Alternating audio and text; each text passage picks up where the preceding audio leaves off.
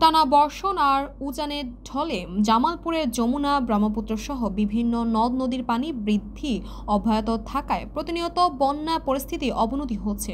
গত 24 ঘন্টায় বাহাদুরাবাদ ঘাট পয়েন্টে যমুনা নদীর পানি 39 সেন্টিমিটার বেড়ে বিপদসীমা 94 সেন্টিমিটার উপর দিয়ে প্রবাহিত হচ্ছে। এতে করে জেলার ইসলামপুর, দেওয়ানগঞ্জ, মাদারগঞ্জ ও মেলান্দ উপজেলার 18টি ইউনিয়নের 40টি গ্রামের অন্তত 70,000 মানুষ পানিবন্দী হয়ে পড়েছে।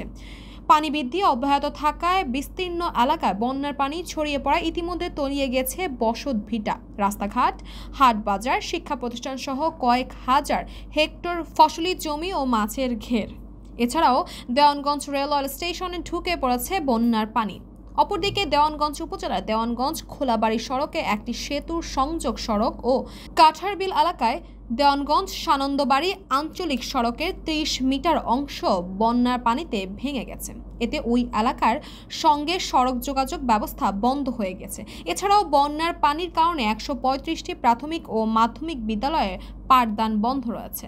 বাড়িঘরে পানি উঠে পড়ায় ইতিমধ্যে কয়েকশো পরিবার গবাদি পশু নিয়ে আশ্রয় কেন্দ্র ছাড়াও উঁচু সড়ক, বাঁধ ও স্টেশনের প্ল্যাটফর্মে আশ্রয় নিয়েছেন।